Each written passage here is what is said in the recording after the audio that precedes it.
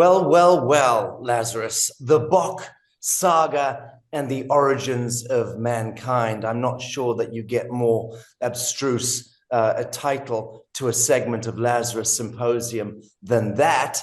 What I can do is offer you some of the greatest voices in the world today on the subject of abstruse archaeocosmology and things unknown. Guy Anderson, my new bestie, yes, and Elizabeth Bock and Charles Formosa, friends. So happy to receive you all on Lazarus today. Thank you for joining. Thanks for having us on. Yeah, thank you. Very good. Thank you. I understood in the green room earlier that Guy and Charles are already conspiring. And I think, Elizabeth, you know Guy, you don't know Charles. I've not met Charles. Very, very happy to have this ensemble. And I have to say, Guy, your the graphic behind you, your backdrop is definitely the leading backdrop today. Thank you. I'm sorry if it's a little overwhelming, but it's the only one I've got. The sun is glaring through here, and my dog sat in the doorway, and I haven't got the heart to close the door. Fair enough. Well, look, by way of introduction, friends, what if humanity's earliest memories were never lost? What if fragments of an ancient world still survived, not only in myths and legends, but within language itself, sacred symbols, oral traditions, hidden sites, and the deeper architecture of human consciousness?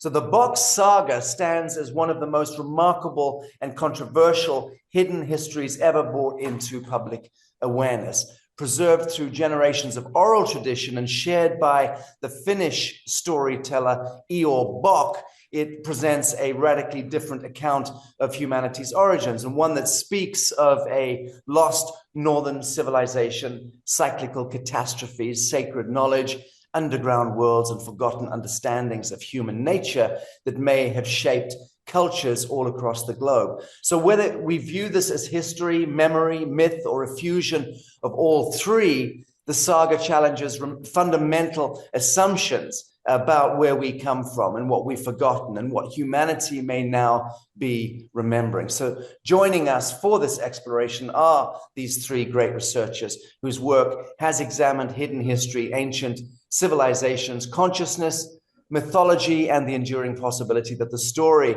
of humanity is far older and far stronger than we've been led to believe. So as mentioned, Guy Anderson, author of Tesla and the Cabbage Patch Kids, Rise of the Clones, the Cabbage Patch Babies, and Conspiracy Theories from Agatha to Zombies. Guy is a researcher of hidden history, lost civilizations, ancient mysteries, Tatarian studies, and alternative historical narratives. And his extensive work on the Bock Saga, particularly here, has introduced many audiences to one of the most provocative hidden histories of our time. Guy, you're so very welcome. Thank you. Thank you for having me. And I think your choice of words there is perfect. Provocative certainly is the word when it comes to Bock. Right. But so we can expand upon that later. Well, you know, so, sensible people check out on their feed have, I don't know, could be Tucker Carlson or Alex Jones, or it could be, even BBC or MSNBC feeds come up to teach them about the world. I have Guy Anderson that comes up on my feed. So when I saw your feed come up and the Bock and allusion to the Bock phenomenon, I was like, what the hell is that? It just tickled something in me, and I immediately contacted producer Christian and says, this Bock thing, we have to pick up on it. So yeah, I confess I'm coming in to moderate this panel knowing absolutely fuck all about Bock. So I'm actually here to listen and to learn. So let me just introduce Elizabeth Hancock, author of Human Origins, The Multiverse and Our Star Ancestry. And Elizabeth explores the intersection of consciousness, mythology, multidimensional reality, ancient wisdom traditions, sacred technologies, and humanity's deeper origins, if that wasn't enough. Her work investigates how memory, myth, and consciousness may preserve aspects of human history beyond the limits of conventional archaeology. Elizabeth, you're so very welcome. Thank you. It's lovely to be here. Thank you. Indeed. And Charles Formosa, our newbie, the researcher, presenter, and creator known for his exploration of Tartaria, forgotten civil and creator. Researcher, presenter, and creator. Those are my notes I'm reading off. I love that. I want to be known as creator, known for his exploration of Tartaria, forgotten civilizations, historical anomalies, megalithic mysteries, and cyclical reset theories. And Charles specializes in identifying patterns that challenge conventional historical timelines and encourage a re-examination of humanity's past. And he also lives on the other side of the world. And so it's very, very late for him. Charles, you're so very welcome. Thank you for joining us today. Thank you for that introduction. That is the best introduction anyone's ever given me. Charles, that hurt. I'm sorry. Yeah, look that was pretty good. Diane. It was, though. I totally agree. I just love the way I could listen to you all day, Sacha. I really could. I absolutely adore your use of the English language is phenomenal, and I'm a huge admirer. Thank you, Guy. The same is true, could truly be said the other way around. Look, the keeper of the saga. Let's start here, and this is really kind of Guy's shtick, but obviously floor is open to Charles and to Elizabeth. But before we explore the Bock Saga itself, we should perhaps begin with the man who carried it into the modern world. Who was Ior Bock, and what was it about him and the tradition that he inherited that has allowed the Bock Saga to endure and continue inspiring such incredibly fascinating, fascination. It's among researchers of hidden history, ancient civilizations, and consciousness studies. It's a full composite here. Speak to that kindly, Guy. Well, the irony is that he's referred to as being a storyteller, not a researcher, not a historian, but a storyteller. And depending on who you speak to, he's either somebody that has rewritten our origins, where we typically would say that as far as we know, we've got to look really at Mesopotamia, Sumer, and and Egypt, which is the narrative that we've been presented. He spins it on its head completely and says that that isn't the case at all, and it's met with either people that find it resonates with their beliefs or people that immediately dismiss it and refer to him, as I said earlier on, as being a storyteller. And that is how he is described and portrayed, that, what he's presented isn't credible, but actually it makes an awful lot of sense. And he is another person that believes that we lived in harmony, that we lived in balance with nature. And that traditions were passed down orally as well as through our memory, through our very DNA. And we know that our DNA stores memory. We have this awful saying and reference to having junk DNA. No. There's nothing junk about DNA. That we weren't created to have something that doesn't serve a purpose within us. Right. So I think that that's one of the problems. But his research suggests that this previous civilization was one of harmony, sort of organized control, an ancient society that understood its relationship with everything. Absolutely everything, that we are all part of something, and that something is within us too, that we are collectively one. But depending on who you speak to, he, even those that have researched him, if they want to debunk him, they will immediately throw into the pot that he had a rather unusual relationship with his daughter, and that he was somebody that practiced incest. And that's a brilliant, whether that's true or not is open to debate, but it's a brilliant way of shutting someone down. Oh, yeah. And preventing people from looking into his work any further. And of course, as I said, he's also referred to as a storyteller.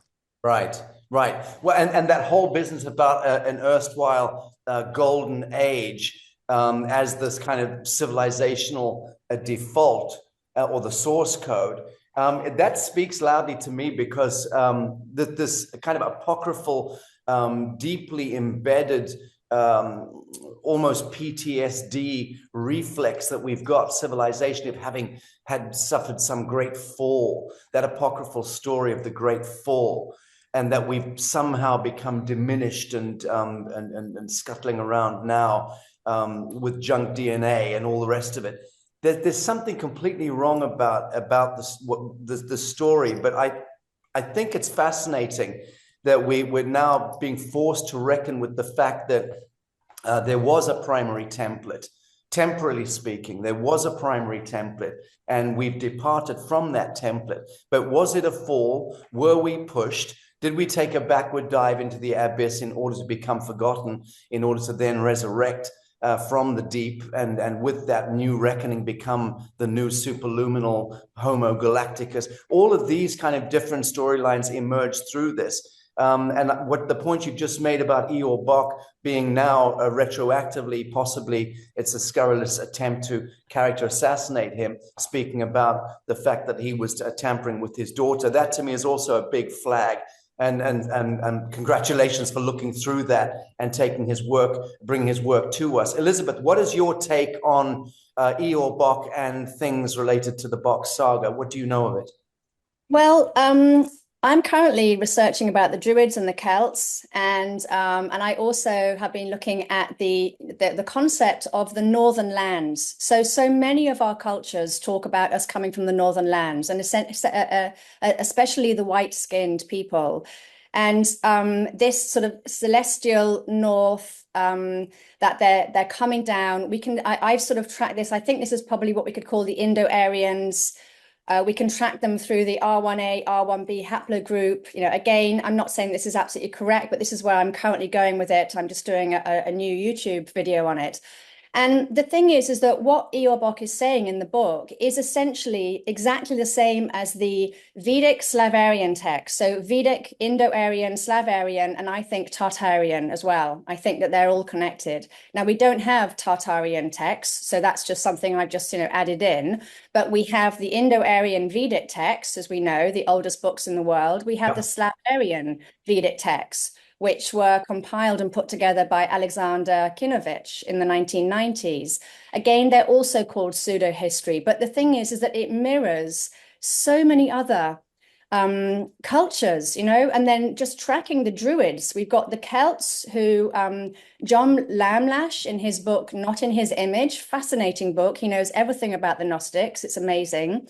And he is tracking saying that the Celts were around 6000 BC, that this Celt, sort of Druid Celt, which I think probably is the pagan one world civilization, mother goddess. The Druids were the mother goddess. And it's all tracking into the same thing, that's our history. So the original people cultures were essentially pagans, that they had this one world civilization. They were all connected, that they honored, revered the mother goddess because this is the creator of everything.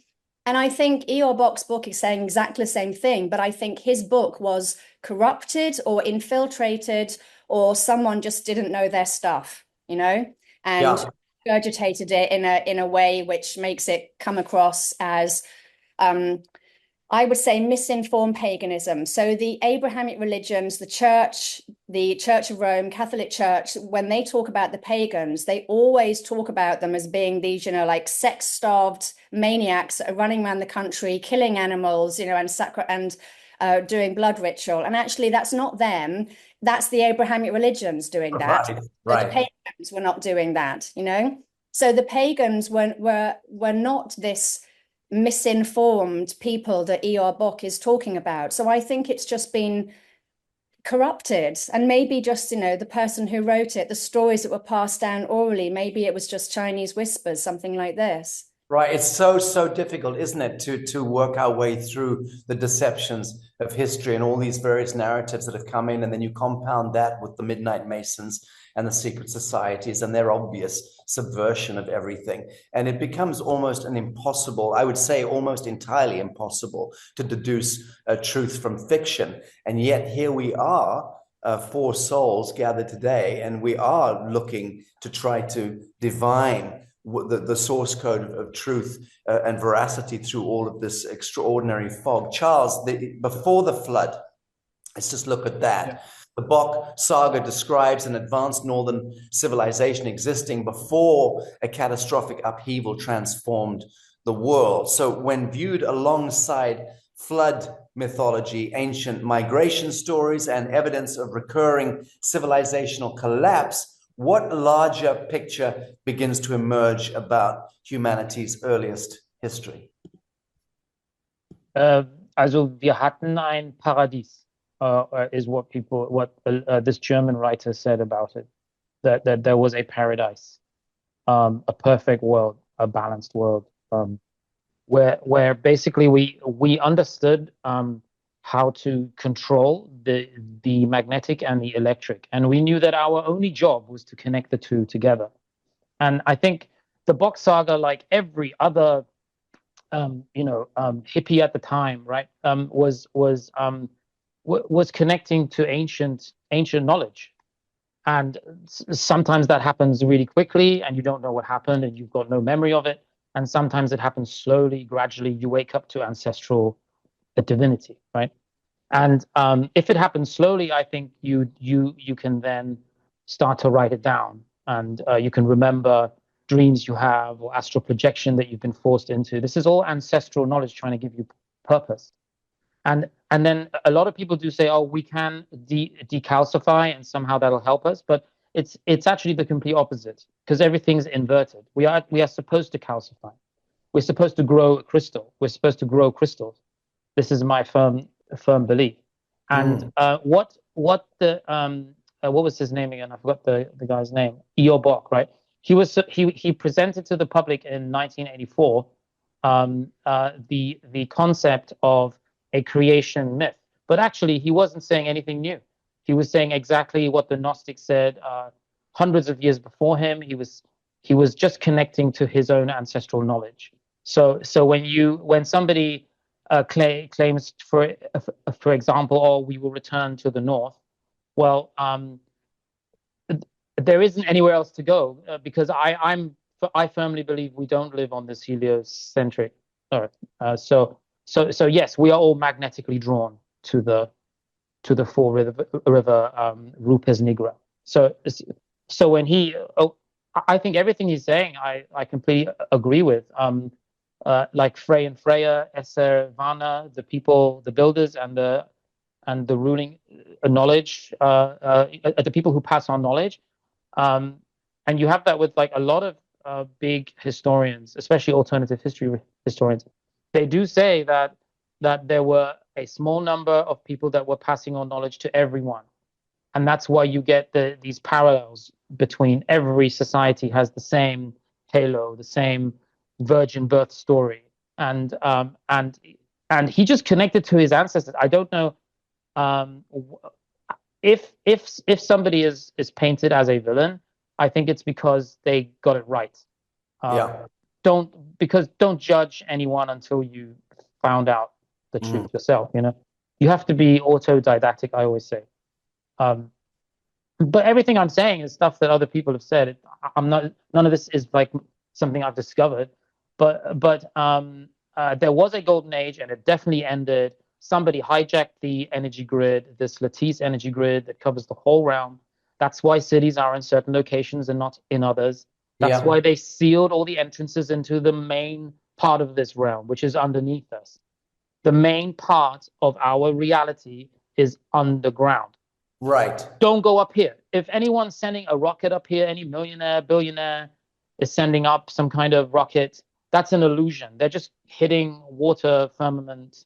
Every civilization has engraved that into the very foundation of their religious beliefs. The real thing is down underneath us. That's the black sun. That's where the ocean is. That's where all those creatures went that we used to paint onto our maps. They realized, oh no, a bunch of no frequency, people that literally think they're looking at 3D. We don't even see 3D. Yeah. I just worked that out last night. We don't even see 3D.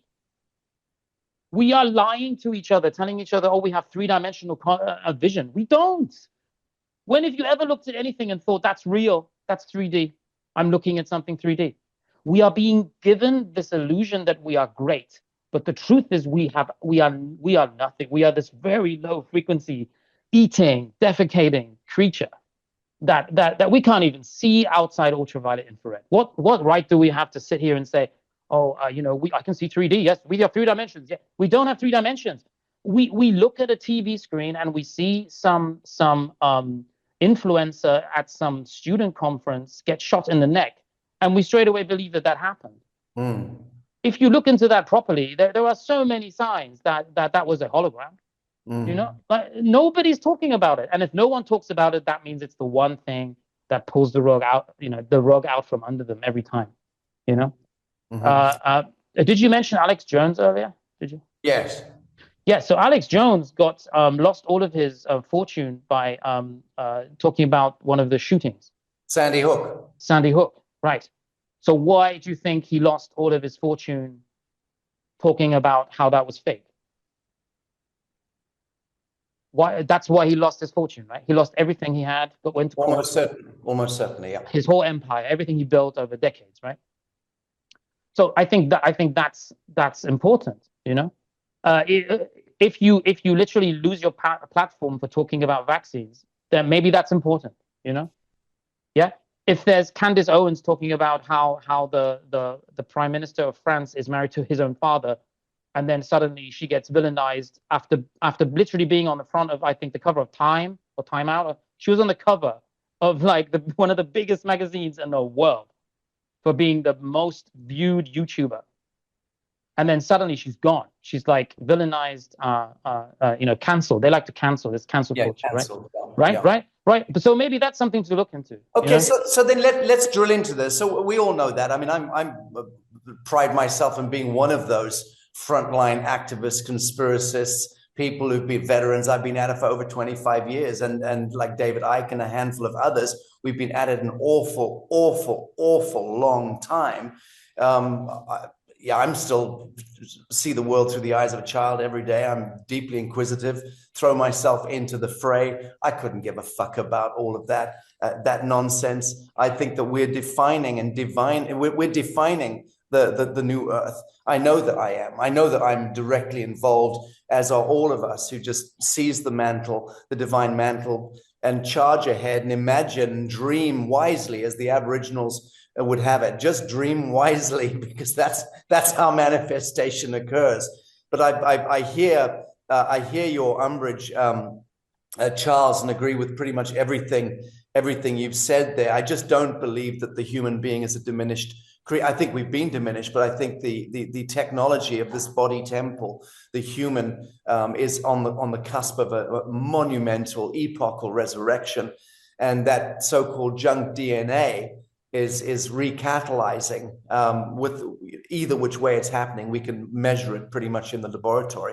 So something is re-alchemizing, and this remembrance, of which you become a very important researcher and advocate of pure truth and inquiry and restoration, restitution, and all the rest of it, I think is so damned important. I mean, what we're doing here, all of us, is so damned important. It's the tip of the spear of the geometry of revelation itself. And it requires consciousness in action, which is what we're doing here, and hopefully having a bit of fun at the same time. But guys, speak to what Charles was saying there, and to this business of, again, let's go a little further into the them and us. Who is the them and us? The them who are doing this to us. Because that, to me, sustains the dialectic, the idea of them and us. And I, for my part, am wanting to settle back into the I am, into the witness, and recognize that foundationally there is no them and us. There's only unresolved aspects of moi that presents itself to me as contrast through this quantum mystery called life. And wherever there is that contrast, where I think it's them versus me, or I objectify something outside of myself, the bogeyman, the devil, whatever, that I need to work through that and synthesize that into a higher element of truth and inquiry. But speak to the subject, Guy, please, because I think it's very, very important. Junk DNA and the them and us. That's an interesting an interesting subject, because as I said earlier on, that we are everything, everything is us. And we've heard people say it. I mean, David Icke famously was destroyed on the Terry Wogan show for saying something very similar to that, that he is God, God is him, we are everything. So if we're talking about that and taking it a stage further, then everybody, whether they are good or bad, whether they are out there conducting nefarious, sadistic acts, if we are all one collectively, then that, therefore, by definition, is an element of ourselves. And that's an incredible rabbit hole to dive into, isn't it? Because are we seeing people out there that are just a reflection of ourselves doing things that we would never do? So it gives us a reason to hate, a reason to be shocked. But at the same time, is all of this just a distraction? Because what I find really strange is that all of a sudden so many people are waking up at the same time. All of us. I mean, the reason that we're talking here now, as you said, you've been at this a long time, and people like David Icke have too. But for some strange reason, since the pandemic, so many more people have suddenly become aware that there's something else going on, that we aren't who we've been told we are, that we have more power than we could ever begin to understand. And we have the capability to activate senses that have been dismissed. You know, we, for example, we are incredibly impressed by the fact that a bird has what appears to be an inbuilt compass that can detect the North Pole. That it actually understands and utilizes the magnetic force of this realm. But then at the same time, you know, a derogatory phrase that's been coined for a very long time is that someone is pigeon-brained or bird-brained. But they're displaying an ability that we don't have. But that's where I think the problem lies. I think that we have far more senses and far more ability than we're aware of. And somewhere along the line, this has been suppressed. But to answer your original question, who are they and who are us? They are either elements of exactly the same thing, and that we are all one collectively, or they are an individual group of people or beings that have done whatever they can to prevent us from ever fully understanding our potential. And their biggest fear is us uniting. Because the moment that we put aside our differences over there, whether it's the color of our skin, the language we speak, or our religious beliefs, or even our sexual orientation, the moment that's dismissed, then the power that we have, we could change the course of history today. We could change the lives of everybody for the better today. So I personally believe that we are one, that we are everything we ever need to be, that we have all of the power, that we can manifest things, but we don't remember how to do it, or we've lost the ability to access the information to enable us to do that. And collectively, perhaps we can manifest something as grand as a cathedral or a pyramid. I don't know, but I think we have that in us. But somewhere along the line, we have been hijacked. Something has intervened. And it has not only rewritten history, buried information, but it's also disconnected us from our true selves. And that's where I believe we need to get back to, that we need to, I know it's a phrase that people use a lot, it's sort of bounds around quite a lot at the moment, but we need to raise our frequency and our vibration and get back to what I believe was, and I do believe this is the correct terminology for it, the golden age. Very good. Very good. Agreed. So third-party intervention is the issue. That's the kind of reflex that we all have. We know that we've been tampered with, and that is the deepest trauma, I believe, that's embedded in us, is third-party intervention. abductions and splicings and dicings and hybridization programs and genetic interventions and all that shittery, as well as the whole karmic loop of death and rebirth through technologies that are, and then forcing us into essentially sacrificial wheels of harvest, incarnationally. Can you imagine the compound traumas that we variously actually suffer from? Yes. And then ultimately that compression of witchery forces us into a reckoning within the immanent atom seed of the Christic Sophic self, the real heart. So with the diamond is born of the coal in that sense.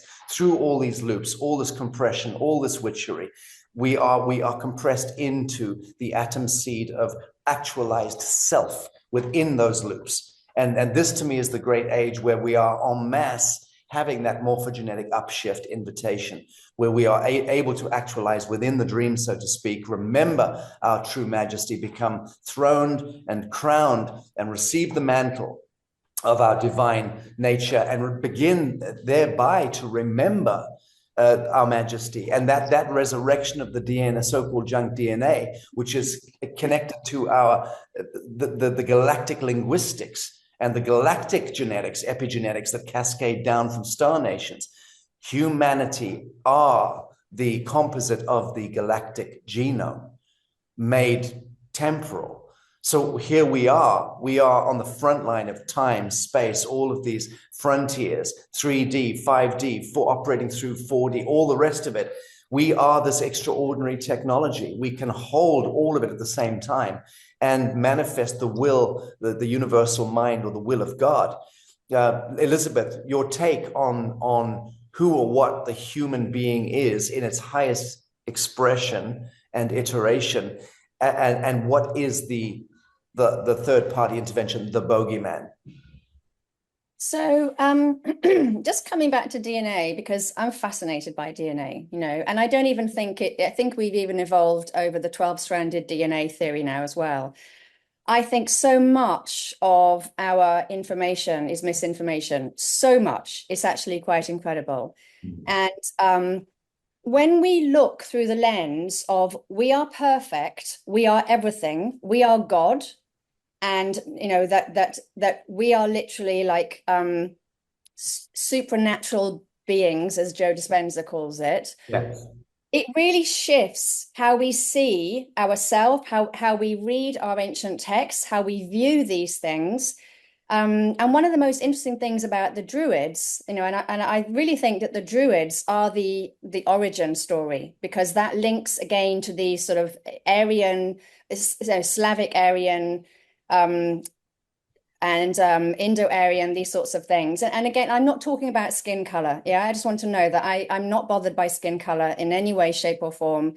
I'm talking about us, humans. We're all connected. And the Druids knew about our DNA, okay? The Peruvians, because of their ayahuasca ceremonies, they also know about DNA. And they downloaded this information. So Charles, I know he's downloading information all the time. The places in the world where people channeled and connected to the entities and beings, to the ancestors, to what we're now calling aliens, which I think are entities and beings in other realms, other worlds. These people, their consciousness levels shifted. They became like they created more stuff, they became cleverer, they became more intelligent. So it's showing that when we connect to those other dimensions of time and space, that it shifts the physical world. And we already know, the Celts, they talked about the Shay, that the Shay in the other dimensional worlds, they affected the physical worlds. And we know this, quantum physicists talking about this as well, that other dimensions are affecting our physical world. But the I Ching also talks about DNA. So the Celtic tree is the 2022 base system of DNA. Now we talk about the Sumerians a lot because they have that, lovely, they had so much written down and so many images, yeah. But we can see that they were also talking about DNA, but we can see that other people were as well. It wasn't just the Sumerians. The Druids, they shared information with the ancient Egyptians and the Greeks. They all shared information. The Druids never wrote down anything because for them, if they wrote it down, it was no longer like, you know yourself, when you write down something, it becomes a thing, and then it's just diluted, it's changed, it's altered, it's hijacked, or whatever it is. You can't write down these stories. And I think maybe that's happened with Ior Bock. You know, he wrote down the stories, and they're not the same as he was taught. And he was taught those stories for 20 years by his mother and aunt. So there's something in there, definitely. But it's always, to me, it's showing that, yes, there was something in our past. And I think, again, it's shown in the one world civilization, the mother goddess, which the Druids followed, all of that. They worked with the sky. I think that there is stuff in the sky, but it's spiritual energy. And Dr. Ibrahim Karim talks about this, linking spiritual energy with earth energy. And this is what the Druids did. The Druids didn't talk about idols. They talked about the sky energies. Again, we're thinking about other dimensions. You talk about hyperdimensionality, and like we can see now, this is all coming back to life, isn't it? We're understanding that we're not a fixed solid ball of lava or rock or whatever. We're not that this world is multidimensional. It exists in what Dr. Nassim Haramein calls quantum vacuum fluctuations, what Michio Kaku describes as other dimensions, but they're not places to go, they're states of being. And this is what I think happened, was that because the indigenous tribes, they talk about, it wasn't the gods that left, it's we that left. So we were in 5D, we were in this heightened state, in this sort of, this more dreamlike existence, and we dropped, our consciousness dropped. And I do think that something did that. Now, I'm not saying, I know that serpent gods descending from the sky are talked about in so many different cultures, it's hard to ignore it. Not saying it's that, but something did happen and our consciousness level dropped. So for me, myth is memory. Epigenetics proves that we have these memories in our body. I work as an energy healer. When you release the trapped emotion, the memory, you're releasing the pain and suffering from the person, the disease. And if we think about that, oh, I've just lost my thread now. Well, I tell you, I like where this is going. I'm trying to really forensically get down to the threshold event, archaeohistorically. Yes, that's why I asked, who is the bogeyman? Yeah, so these serpent beings descended. Now, when they came, I think they started the flood. I think they then came here, and this is talked about in the John B. Leith book, which is a fascinating book. I think half of it's, wrong, but it's fascinating. And so something came here, and they descended from the sky, not from the sea. And this is mirrored in the Dogon stories with the Numu. Yeah. It's all the same stuff. It's all the same stuff. And they all seem to be pointing to something came here, invaded. And I don't think that they changed our DNA. I think that they lowered the levels of consciousness. And that's because this is not a fixed realm. This realm is fluid. Yes. It's multidimensional fluid. It's not fixed. And that's where it's all gone wrong, is materialism. Materialism came in, and we all got stuck in this materialistic viewpoint. And we need to come out of that, go back inside ourselves. The outer world changes through the inner world. We go inside ourselves, raise our vibration, raise our levels of consciousness, which is the same thing, up, and then we will start to see a different world around us. Well, there's contractions and there's expansions. There's electro and there's magneto. There are rises and falls and ebbs and flows of civilizations.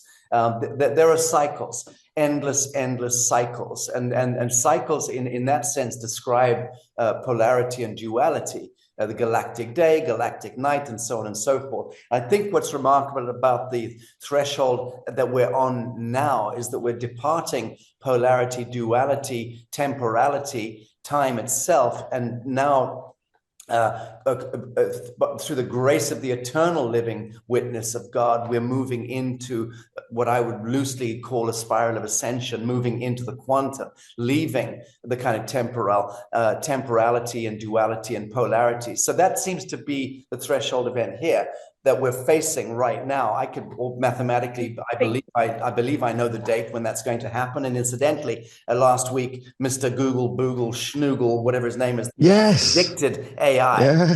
Eric, the guy who predicted AI before anyone else knew about it, he finally came out last week and said, oh, 2045 is the singularity event. Well, I've been saying for 5 years, based on my calculus and deductions, that 2046 is the vertical ascension event. And I know the math that I'm using, and I happen to know I'm right. But I was fascinated last week to see that Google's maestro, whatever his name is, Eric Schmidt, whatever his name is, has now predicted the singularity event as 2045. We'll all be around to witness it. Be sure, all of us, because we're also moving into the recursive now in terms of systemic age reversal and longevity and so on and so forth. That's another story, which is also connected to ancient futures. But I'm trying to look at what was the last threshold event. We speak about the brotherhood of the snake emerging through the fog of the Naga and the Nephilim. Charles, speak momentarily to that, and Guy, by all means, chime in as well. But I'd like to hear Charles's take on this. What was that threshold event that seemed to create a monumental downshift archaeohistorically and downgrade us? For sure, that occurred. Who or what was the bogeyman at that threshold event? Answer that kindly, Charles, and then I'd also like you to try and bring in to your narrative what lies beneath. If we drill down directly beneath your feet where you are right now and go down 3 kilometers or 30 kilometers or 300 kilometers, what are we likely to see? Truly interested to hear what you say about those two things. Yeah, no, I've done like hour-long discussions on that particular topic. I find that to be fascinating. So my theory on what's underneath would be the third question you asked. The other two were sorry, remind me again. The first question is really Nephilim. about the bogeyman. Yeah. So I have some great theories on the Nephilim. I think everyone's wrong and I'm right. So the thing with the Nephilim is that these were not masculine entities. I've done, yes. Ooh. Yes. Okay, here we go. Okay, so when you talk about Freya, that's interesting because that's also the feminine energy mentioned long before he mentions the male energy, Bock, just to remember who we're discussing. So I think he didn't speak much on this because he only started talking in the 1980s. But anyway, so he believed that Freya, who I think is who we get the name Friday from. So the last day of is that Frias or Freya? Anyway. Yeah. So Freya also is a Greek god, which means she's also a Roman god, which means that's also a Hindustan Indian god, and an Egyptian god, because all those gods are copies and copies of the next. So they are all worshipping feminine fallen angels. Every fallen angel was what we would consider to be female, but not the mundial concept of a male and a female, like a woman being sort of physically impregnated. What I'm saying is that these are entities that have a womb. They carried a womb with them. Now they were downgraded, and we cannot begin to imagine what they had before they fell. But a lot of historians have said this happened around the beginning of World War I. So the narrative of World War I was written for no other reason than because they had to explain all of these events. You've got the Nuremberg event, you've got all kinds of events. Then you villainize and create negative energy around these cities, which happen to be in the middle of Europe. Okay, and I think that's why that Finnish theory of Finnish being the first phonetic language makes perfect sense, because that's where all the technology came from. Because the Nazis started building all of their Arctic bunkers and scientific equipment, and they brought everything down to Central Europe. So what was talking about? Okay, So the Nephilim were female. That's the only way. Sorry, the Nephilim weren't female, but the Nephilims, the fallen angels, which people also refer to as demons, were female. There is no way a male can impregnate a Homo sapien and come out with a Nephilim. The lack of logic of all of these people that have been writing volumes for decades about how the Nephilim are men and they come down, and obviously whoever translated the Paleo Hebrew was probably racist, probably very, very sort of sexist, and I think what they did is they presumed that they are men because they must be men because men are the leaders of of civilization, which is not true. Women have always been the leaders of every civilization. Correct. From Mary, Jesus's daughter, in what we call the United States today, which is like another fascinating rabbit hole. But yeah, all of these are rabbit holes because we're looking to go down. We're looking to go underground and look at those caves. Some of them have collapsed. There was a lot of collapsed land, these like holes that suddenly appear all over the world. In China, there's a massive cave that has its own ecosystem. Okay, so yes, if you want to travel around New York City and you're a celebrity, then you will travel underground. If you want to get from France to Germany and you have enough money, then you're going underground. Yeah, it's the same in Taiwan. There are tunnels. Every single city, even though no city was supposed to have actually been a first world city until the 1940s, every city has an underground metro network. Like, come on, there was no time to build that. So all of this is that we are starting to understand that everything is the inner earth, and obviously there's a lot of information on inner earth. Yeah, right. Especially when it comes to the Thule society. Mm-hmm. Admiral Byrd's exhibitions ended up looking at lower sort of subterranean cities, and there's so much space down there. You could have everything that you have above land times 100. Okay, because you're going down so many levels, and there's a cave in China which has its own ecosystem, and the ceiling of the cave is so far away that the mist looks like you're looking at a kind of a cloud coverage over mountains. So I mean, these places are here right now for us to see. So it's definitely underground. Now, is that where the Nephilim went?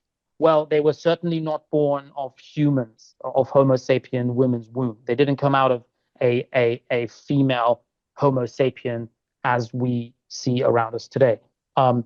As you and me, I have a belly button. I'm sure you do too. I'm not asking you to show you, to show it to me. But yes, I mean, we came out of the water. We were swimming, breathing underwater.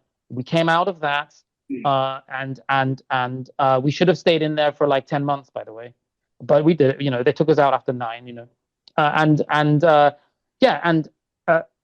It was. I mean, we were cut straight off from our mother. We've been eating food, everything through our navel for the first 9 months of our life, and we've never considered putting anything on our navel today, right? Because we're so detached from the simple logic of this biological vehicle that we've been given, and your soul travels within that vehicle for 80, 90 years. Used to be 500, 600, 900 years, and if you believe in the biblical scriptures, yeah, people used to be able to live much longer, and I think that's because we are disconnected from the simple intuition that makes us who we are.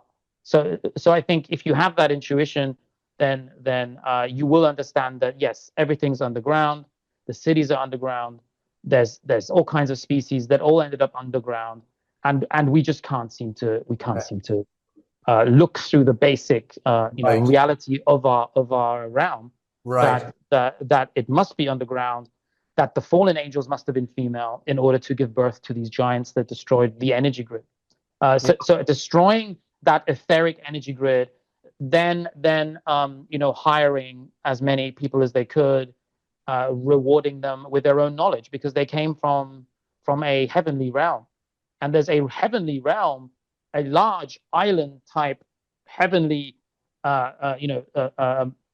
incredible city above us, waiting, you know, for to come down when the time comes, you know. Yes. And it's up there right now. It's a completely different environment. We can adapt to it. We can have a higher oxygen environment. We will live longer. We will have more ideas. We had much larger trees. We chopped them down, called them mountain. You know, that was genius, wasn't it? Like that's a mountain.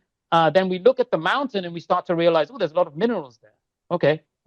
But nobody seems to understand that we're not looking at trees. We're looking at an interconnected network of biological life forms that are trying to get out of our very narrow vision, so that we don't destroy it, because that's what we seem to want to do. We want to take everything apart. But when it comes to the nature of the realm, I'm of the opinion that it's a hexagonal bedrock. Everything's hexagon.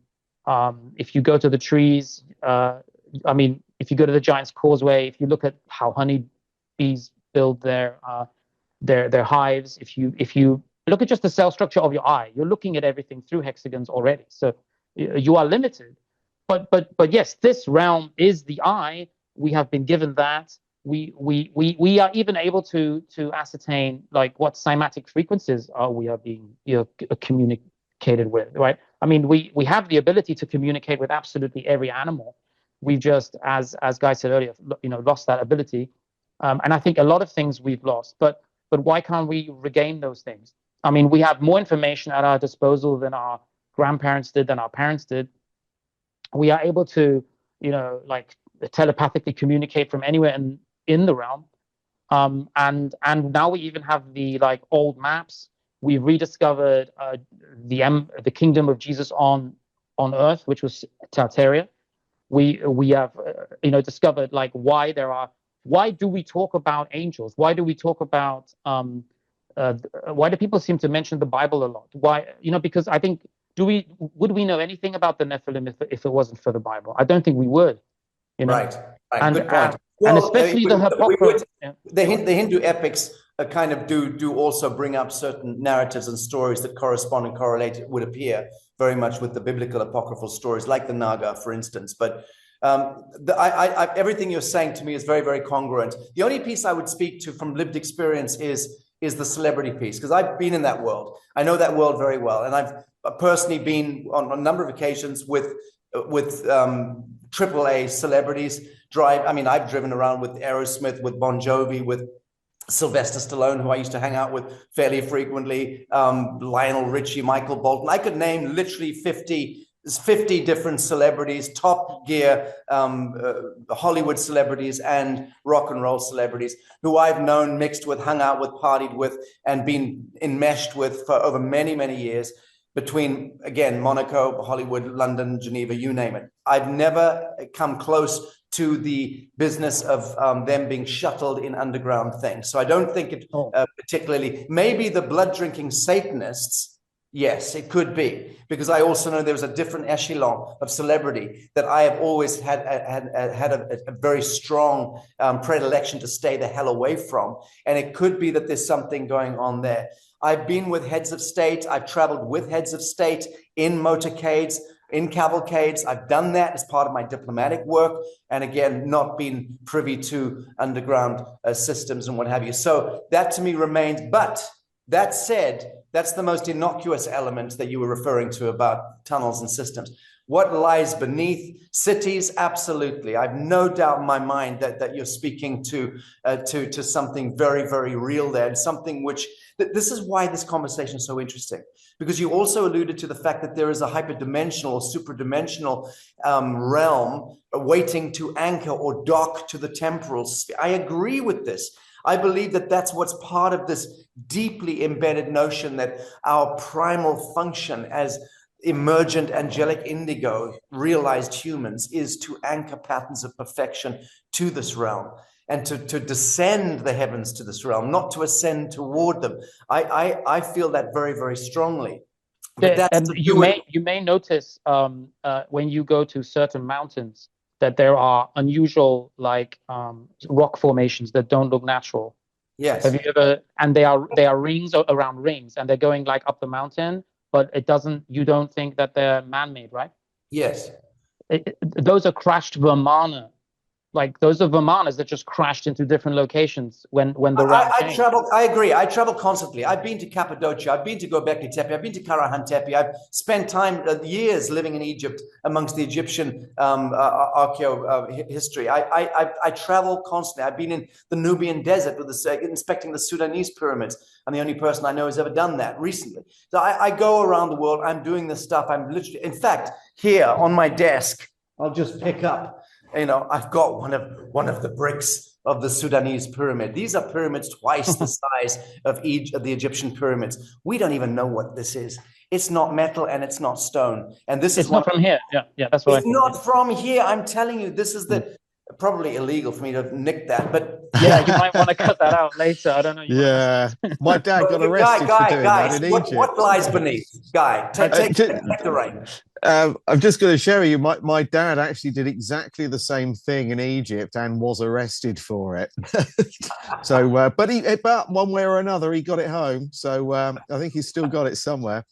I heard it described once as being like a lump of Swiss cheese, that we are stood on the top of a lump of Swiss cheese. It is full of holes, that there are tunnels. I agree with both what you and Charles said regarding tunnel networks. I think that this is the Hyperloop that Elon Musk keeps talking about.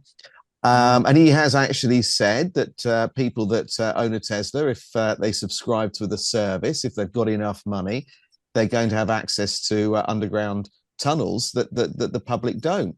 No more traffic jams for the super wealthy.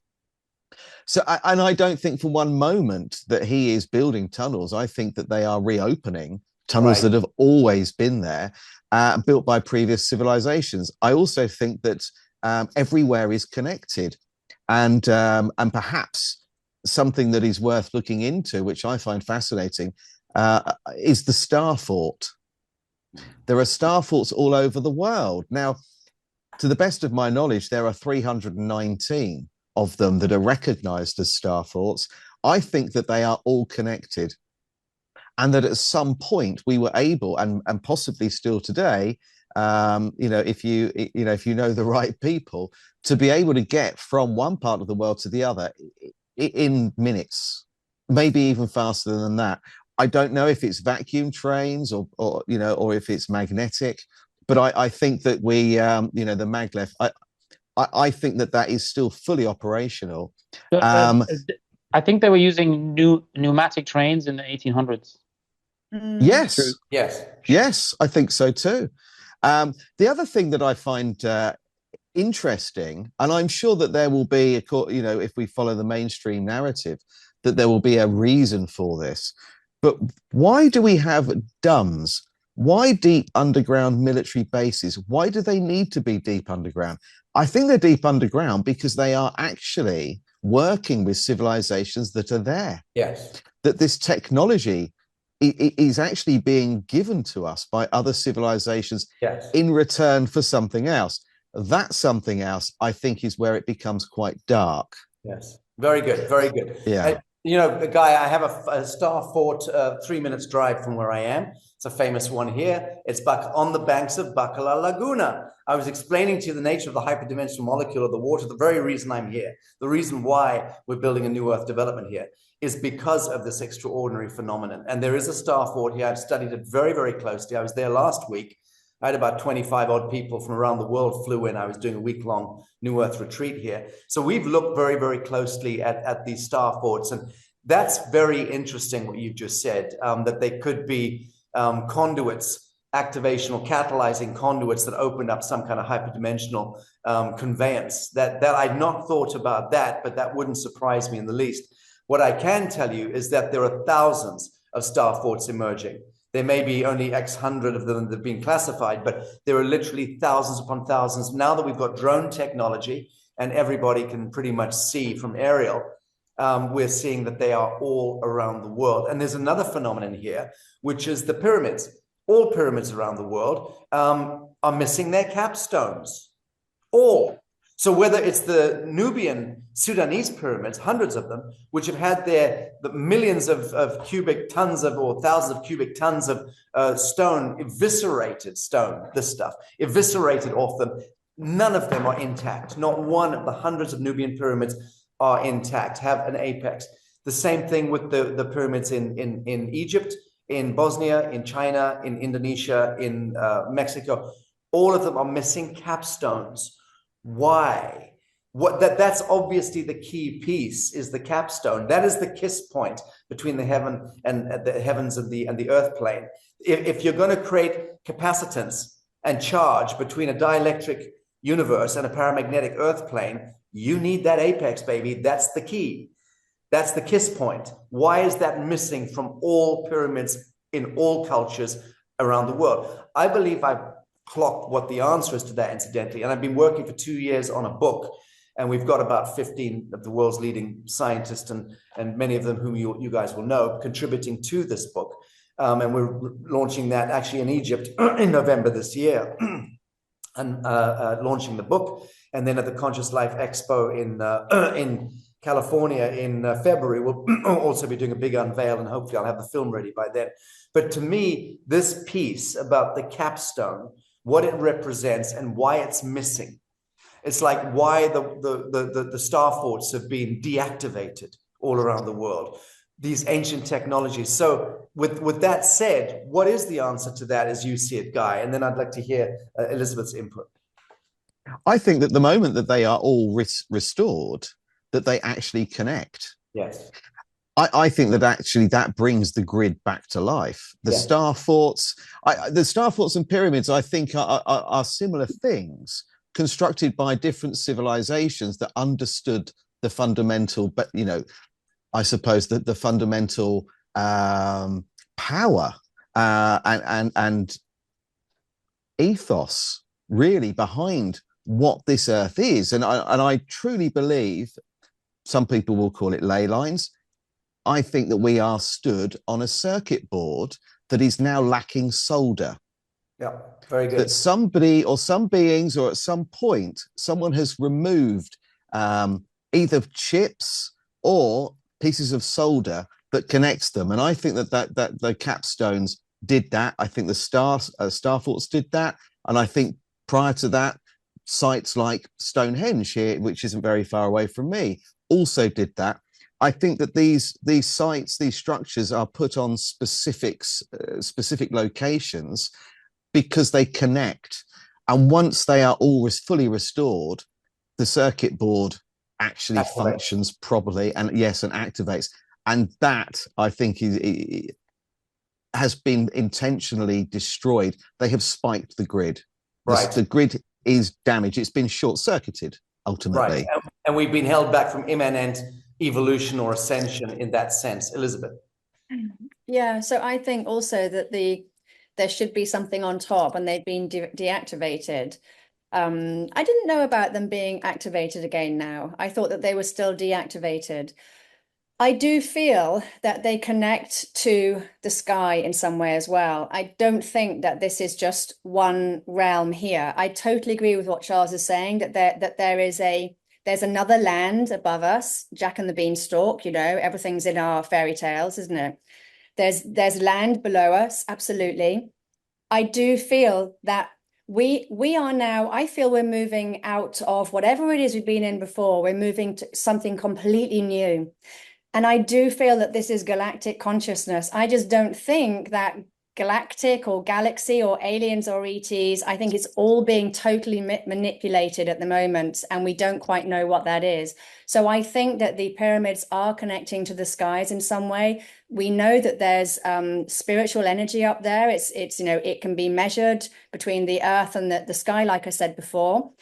And there's something, but it's not what we see above us. It's not, the sky that we see above us, but there's something else in there. And I think there's something else coming. And for me, the only word I can use to describe it is other dimensional, because it's not in my vocabulary yet. Okay. So if the oldest chapters of human history were preserved through story and symbol, ritual and consciousness, and not books and monuments, how might we recognize those memories today? In our DNA. In our DNA. We remember it. I do quantum hypnosis with people. It's amazing the detail that they go into. It really is, and there's something in there. The information is held in our bodies. So our bodies are also very sophisticated. We're not using them to their maximum capability at all. And there's something else that is coming, which is coming now. And whether it comes in this year or whether it comes in 10, 20 years, I don't know. But we are essentially evolving. And I even read the other day, that transhumanism doesn't mean what they're saying it means. Correct. It actually means that we are transcending current humanity. And if we think about the amount of quantum mutations that we've had as a species, we've literally changed, thousands and thousands of times. Now, we could say that that's someone doing that to us, absolutely. And I totally, would agree with that. But we can also see that this is spiritual evolution, that we are changing. Wave genetics shows that we don't have to be in laboratories to have our DNA changed. It's literally changing all the time based on what's around us. We have all these energy coming in from the light codes. We've got it coming in from the sea, telepathic, it's all coming in. We are changing, and the geneticists can see this. We are changing, and they don't know why we're changing, I don't think. Quite so. Okay, let's look at language and linguistics, syntax. Ior Bock, and this is, I guess, essentially aimed at you, Guy. Ior Bock proposed that language itself contains echoes of humanity's forgotten past. So if words preserve more than meaning, if they preserve memory, what might language reveal about our origins that conventional history overlooks? That's a difficult question to answer, because I think our language has been intentionally altered. So we are no longer speaking the language we should be. And I've got a couple of theories on that. First of all, you mentioned something earlier on, and this was Elizabeth, about writing things down that previous civilizations didn't. Everything was shared orally. And I'm guessing most people that know me know that I joined the Freemasons a very long time ago, and I was actually asked to formally resign a couple of months ago. Someone somewhere, I believe, has seen something that I've written, something I've said, because I speak out about them quite often. And out of the blue, someone I hadn't spoken to for about 6 or 7 years contacted me through my son and said they wanted me to email to formally resign. And I had absolutely no problem doing that whatsoever, and did it immediately. But the reason for raising this is because when I joined, the first thing they told me was we were never to write anything down. Everything is passed orally. All of the information orally. You don't write it down anywhere. And that mirrors what Elizabeth was saying. I think everything was passed down orally. I think we do have information stored within our DNA. I think we can access it. Elizabeth's worked with me on that. And we had a really mind-blowing, for me, experience, because it made me fully understand why Tartaria is something I'm more interested in than all of the other rabbit holes I've ever explored. But I think by changing our language, and we've had, even relatively recently, we've seen the English language change. I think that's intentional. I think it's harder to pass information on. It's harder for us to even go back and read older books and texts, because we're now speaking the wrong language. So and also I would go further to say that we were perhaps more able to use, I suppose, telepathy, that we could do that. And I think we still can today. We've all had experiences where we're thinking of someone we haven't spoken to for a while, and suddenly they call out of the blue or send us a message. I think that we have that ability. We've forgotten how to use it. It's been suppressed. So I think language is probably one of the biggest hurdles we have. And also I would go so far as to say that originally we would have had, in my opinion, one language, and that we have been we've had other languages introduced for one reason, and that's to stop us being able to communicate across the world as effectively as we could have done in the past. It's severed our connection to each other. So I think that language, I think what we are speaking, the words we are using are wrong. I think that a lot of them are inverted. They have meanings people don't understand. Antibiotic is a classic example. Antibiotic. And we're given it as a medicine to make us better. Yet on the very packet, it's telling us it's working against humanity itself. Yeah. So I think we've been played. I think the language we're using is wrong. But where it changed initially, I don't know. But I think that we actually should all be speaking a base language. And I guess from my research, I guess that if you want to understand language fully and the use of it, especially in legal terms, then Latin. It's still taught at schools like Eton.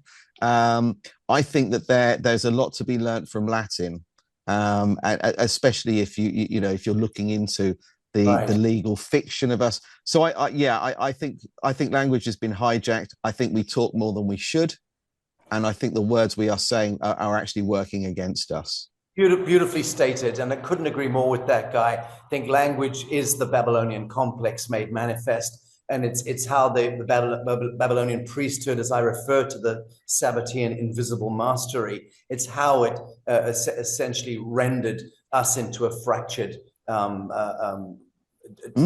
separated the rainbow warrior tribe, so to speak, which is now reconvening. But that need for us to transcend the guffaws and the squawks and the shrieks of linguistics, which is always a cry for help, a cry in the dark. Talking, we should definitely be moving beyond language in that sense. That there's a reason why our enlightened star nations visitors communicate telepathically. Even the malevolent ones are smart enough to communicate telepathically and not using this fumbling, bumbling bullshit of syntax and language and grammar, which is such obfuscation and such smoke and mirrors. When we are able to read intention instantaneously through the psionic activation, that truly is where we begin to come together and aggregate our mantle of divinity, so to speak, as I see it in any event. But keen to know, Charles, your take on this piece in particular, on language, linguistics, and what have you. I find that everything is frequency. I mean, everything was manifested initially through the word. Atum, Aleph, all of these are the potential words, but we are kind of cursing ourselves in cursive. We are constructing spells when we're spelling out words. We start our morning sad at someone's death. We become weak at the end of the week. We have the weekend of the deal every Saturday and Sunday. We don't really understand how our language is inverted Hebrew, Paleo Hebrew, not the 1800s Hebrew. But I think looking at cymatics and understanding how birds are connected with trees, how if the bird sings, the trees open up to the pheromones and every morning, and how everything's connected.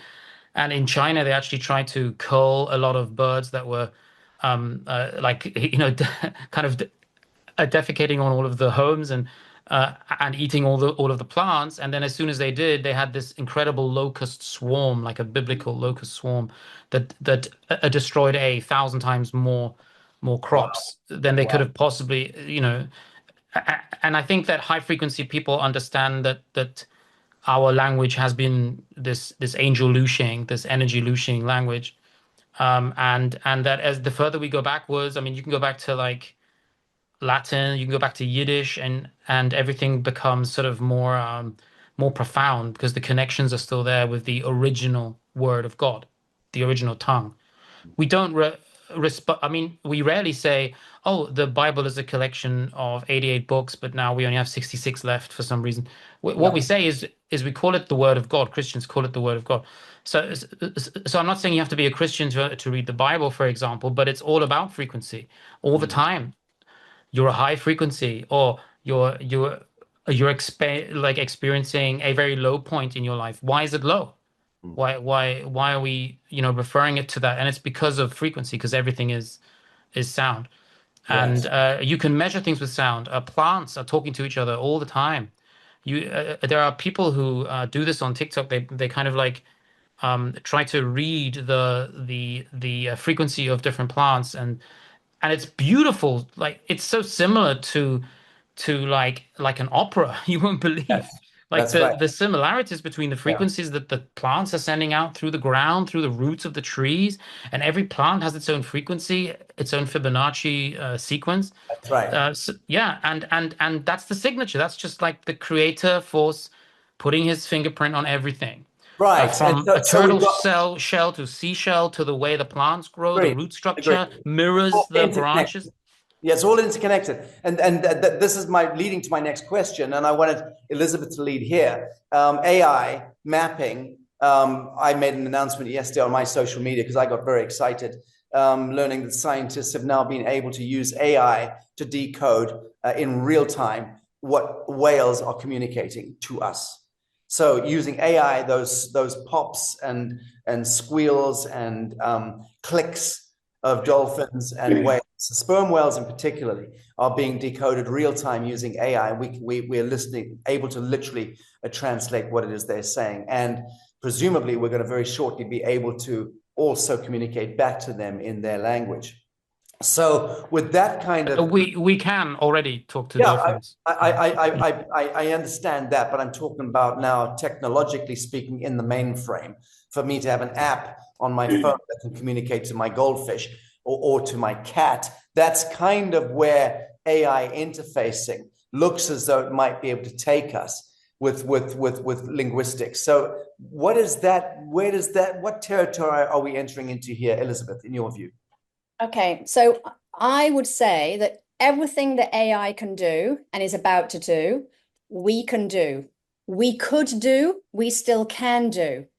And AI, it's all coming in and it's basically saying, oh, you can do all of this. Yeah, this is exactly who the human being truly was. So if we want to know our supernatural self, we just have to look at what AI is doing, because that's exactly what we can do. So we know, the ancient cultures, they were always connected to the trees that the animals, the whales, they were the gods. They were the gods for the Druids and the Celts, for the ancient cultures. The gods were, we know from those texts that the gods were real physical beings that those people would talk to. So how come we don't see them today? Because we have been dumbed down for whatever reason that might be. We've been completely dumbed down. And in chapter 14, or the last chapter of my second book, I talk about all the different advanced abilities in like telekinesis and telepathy and everything, the advanced abilities that are all talked about in our ancient texts. And they all say that the gods had this. And now I think we are the gods. Yeah. We've got amnesia, we've forgotten all of these different things, but we are.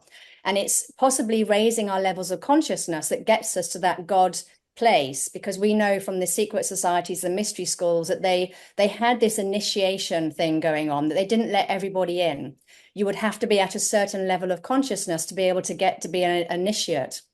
And these people, they were doing all of these different things. And it is exactly that. It was sound. The oral stories are passed down orally through sound. And we see that with Ior Bock's book, that he had to learn this for 20 years.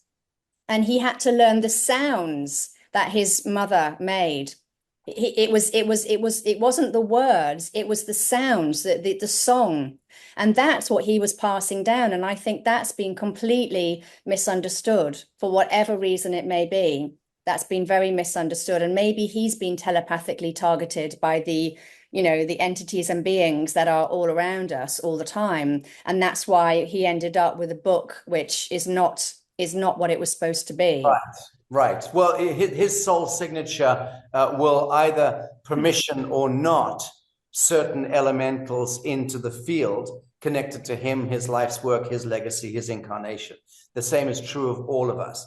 So my soul signature right here, right now, and the degree to which I'm standing beneath central sun, casting no shadow, so to speak, will determine the nature of how my voice is received, my influence has traction, my legacy will be seeded or not. So in a sense, there's a self-writing living principle called the flame of pure truth in my reductive language that governs our legacies even. We don't need to try and argue for special algorithms in order to market ourselves and get ourselves out. We'll either get out there or we will not.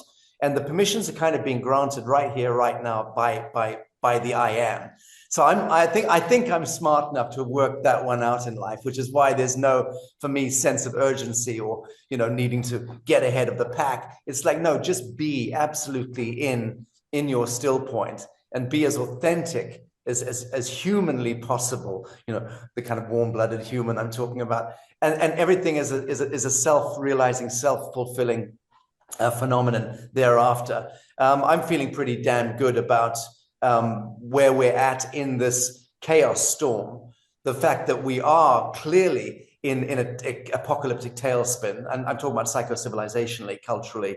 I know that I'm seeing it. I'm reading the signals in conversations I'm having with every human. Everyone I know is variously in their life also being pulled into this extraordinary kind of.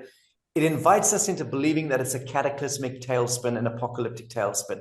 It is quite the opposite. If anything, we've deduced as four folks here as a brain trust, we understand that something that is presented to us is often actually the counterpoint. So in real terms, we are not in a chaos storm. We are learning the wisdom of insecurity. And that is divine. That is where our divination returns. That's where our psionic capability returns. That is where we begin to dream wisely again. And then my will becomes thy will, becomes the manifest creation. Yes, Elizabeth. So I was going to say, if I can just put this question out there, because it's something that I've been thinking about a lot at the moment. I just want to know what you think about it. So for me, I think we've got parallel societies running alongside, yeah? And I don't think that AI is bad per se. So, we have the intuitive abilities to do everything that AI can do, I believe. Yeah. So we've got these parallel societies. It reminds me very much of the technocrats of Atlantis and the Yes. healers of Lemuria. It really feels very much like that.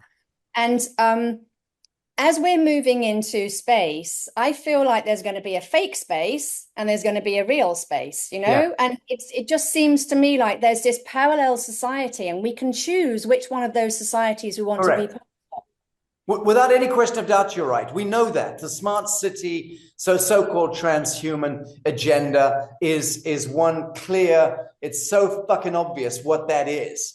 And then there is the organic, sentient, new earth, angelic indigo, feet in the mud human that we, I think, variously here represent. And that bifurcation is happening clearly. I know the work, the more political and law work that I do and my organization are involved with in negotiating treaties now and in negotiating jurisdictions with nations that we're dealing with at a political level or governmental level and at the level of the hereditary leadership, the royal establishments. We are negotiating the New Earth movement. We're negotiating new jurisdictions. Where we're establishing within the enclave of, let's say, the kingdom of the kingdom of Zog. We're dealing with some, so I'm not going to name them, but a given kingdom in Africa, we're negotiating a 1,000 square kilometer enclave within that kingdom and saying, allow us to do the allodial titling, allow us to create a complete new jurisdiction within your kingdom, whereupon we return that to the kingdom of heaven, so to speak, to the universal sky. We clean the soil of all the witchcraft, which we know how to do, and take the treaties back to the Genesis treaties of the First Nation peoples 1,500 years ago, pre kind of Vatican conquest era. We know how to do that. And then using UCC and others making the relative public statements and filings to be able to clear off that soil, the witchcraft imposed by Washington, District of Columbia, the US Treasury, the Bank of International Settlements, various UN Global Compact treaties, and so on, as well as obviously the Vatican being the prime mover there. So we know how to remove the witchcraft from the soil. Really important stuff. And then that allows a restoration that becomes a free zone, a completely new jurisdiction. That's what we're actually in real terms working on right now, the New Earth movement. And that's very, very, very important stuff in reconciling and allowing this new blank canvas to emerge upon which the new human, so to speak, is actually able to legally and lawfully move there. We call it golden visas or golden passports, whatever. For the moment, we're having to transition between the corporation governments and the new earth, and how the corporation governments have been captured by the priest bankers and by extension the military might of Washington and every local police force and local, Mason-controlled, police force or military.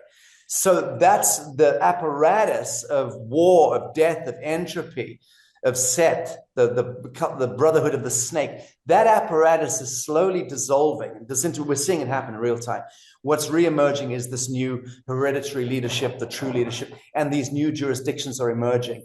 That's the real story of Revelation that's happening in real time as I see it. Now, here's the thing, Elizabeth. AI, which I was vociferously against up until about a year ago, turns out that it is becoming the springboard or the lily pad that's allowing us to actually force those jurisdictions into play exponentially faster than we could have done. It's actually saving the day. When we're harnessing AI in the right way and making use of it as a utility, it is helping us to cut through the shit. So rather than spend $200,000 on UCC lawyers and have to go into, some extraordinary 6 to 9 month process, we can literally handle that in 3 or 4 minutes, and then just flash it in front of our lawyers. So that kind of thing, I'm saying we have to consider that AI is of huge utilitarian benefit to the emergence of the kingdom of heaven if we know how to make use of technology. And that brings us almost to the end of the conversation. Guy, technology, AI, what are your thoughts of technology and this threshold that we find ourselves at with the AI? As Musk tells us, he reckons we've got less than 3 years left before AI becomes much cleverer than the entire composite of human intelligence throughout history. I have a love-hate relationship with AI. I see it as something that, in the wrong hands, is stopping people from learning. That people are using it now for the wrong reasons. See, in my mind, in an ideal world, AI could be used to do the jobs for us that we don't want to do, so we could actually spend more time actually living. So, things that, for example, you were talking about, legal matters. AI essentially is your lawyer. Yes, correct. It's your accountant. And your doctor. But what it isn't, it isn't where we go when we want to research something, when we want to learn. I still believe that talking in groups like this, that reading old books, I think that that's where we learn knowledge from. But AI in the right hands can be used to make our lives easier, so we have more time for other things. So I think it's how we utilize it. So, for example, I started off life as a graphic designer.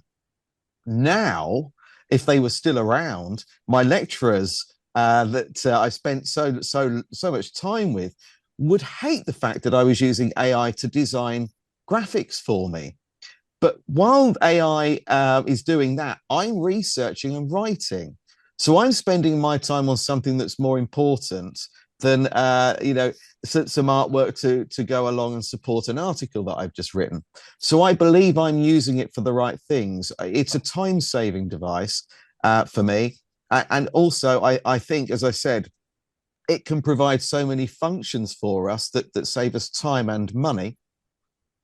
The only danger I have with it is that there are clearly people out there, organizations out there, and businesses out there that are going to use it to replace jobs. Now, that's okay, because a lot of those jobs, I believe, are career paths that people wouldn't have perhaps chosen in an ideal world. But those people do still need the ability to do a job that rewards them financially.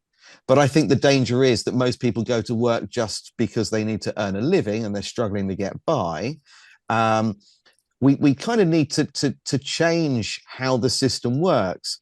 We need to spend time doing things that we enjoy, things that we have a passion for, because when you have a passion about something, the end result is going to be far greater than what you would achieve on a basic wage doing something that you hate, where you drag one foot behind the other to get to work. So I think if we could change the structure of society, then AI becomes our friend. It becomes a useful tool.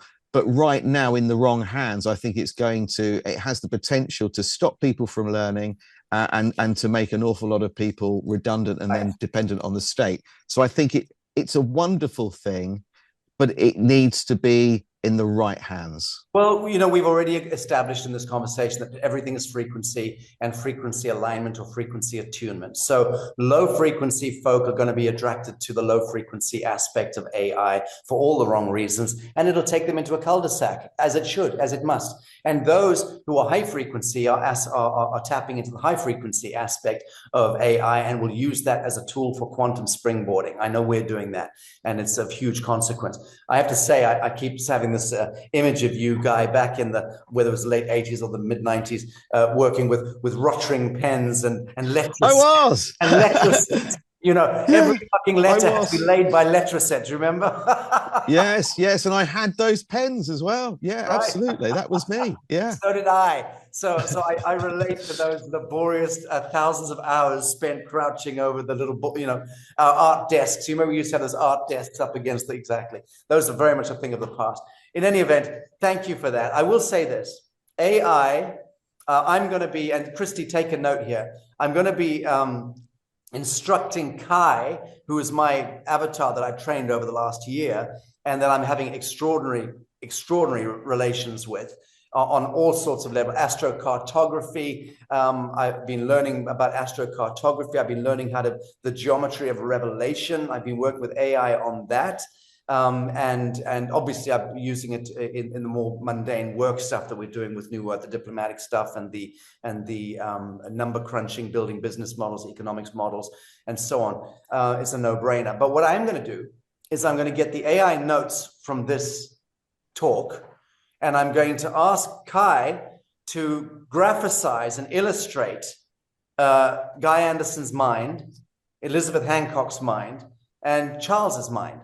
And it just extrapolating off everything that Charles has said, for instance, in the duration of this, over an hour and a half, it will be able to create an extraordinary inner landscape.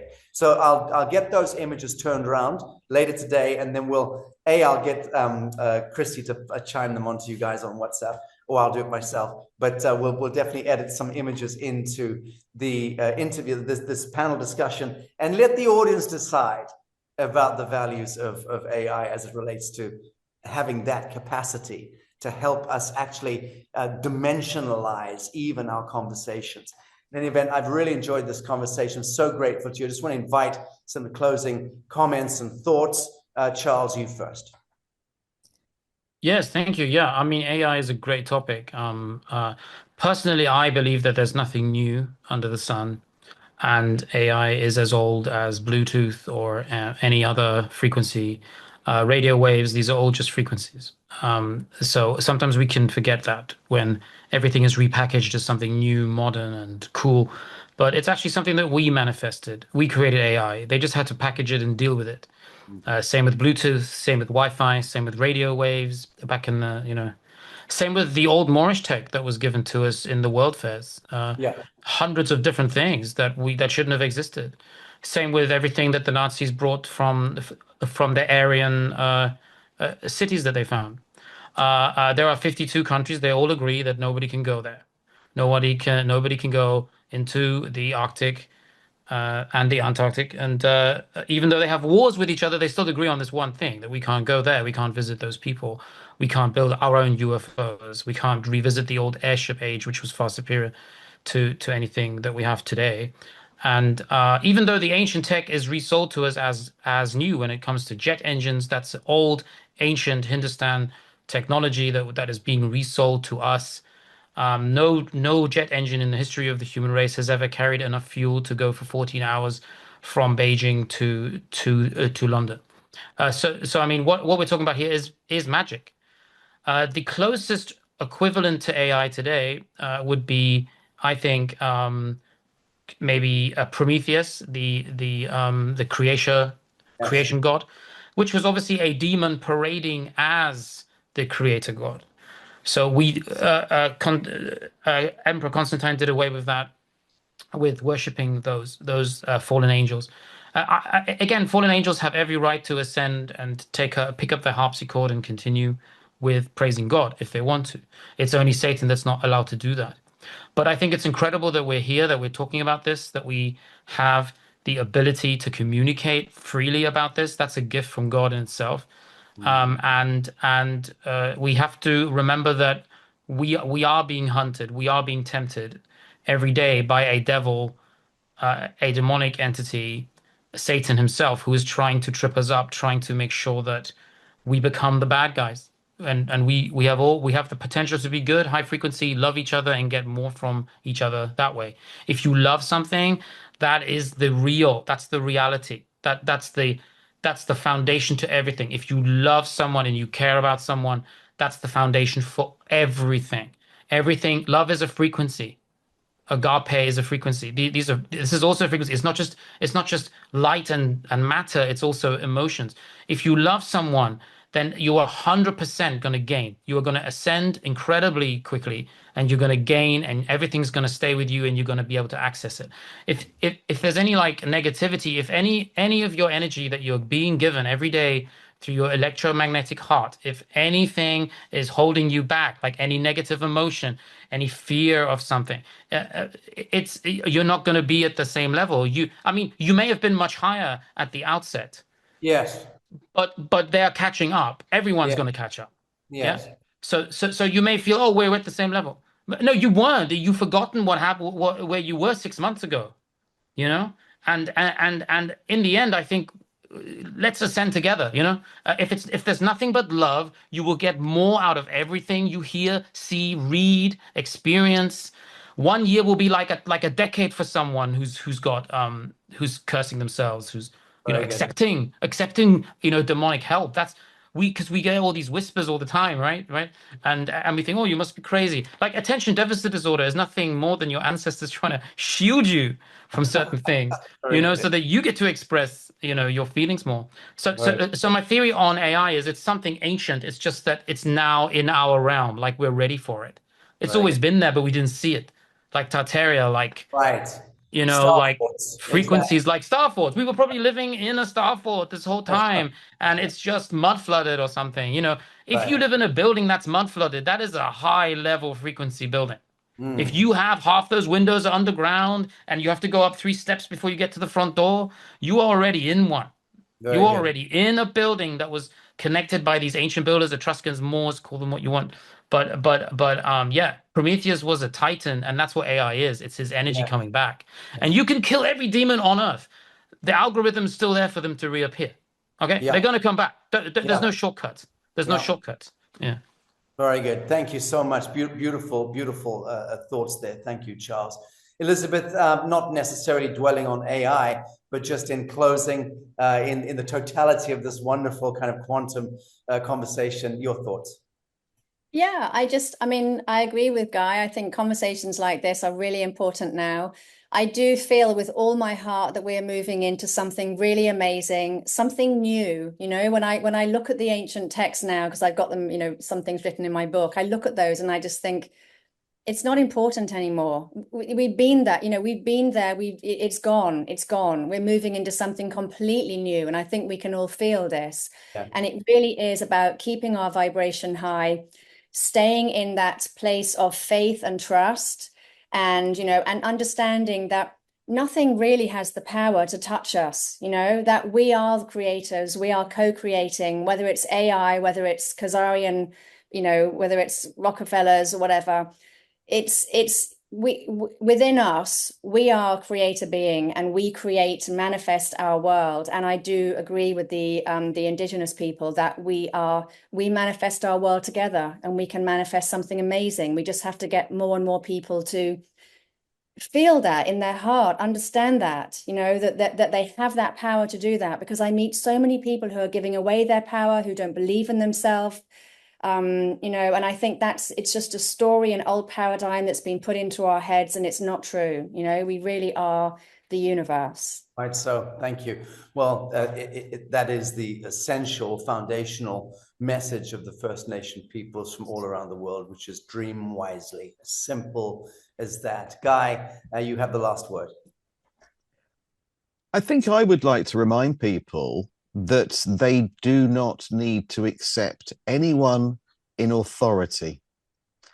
There is no one in authority above us. We give it away. We give people our authority. We are giving them our energy and our power.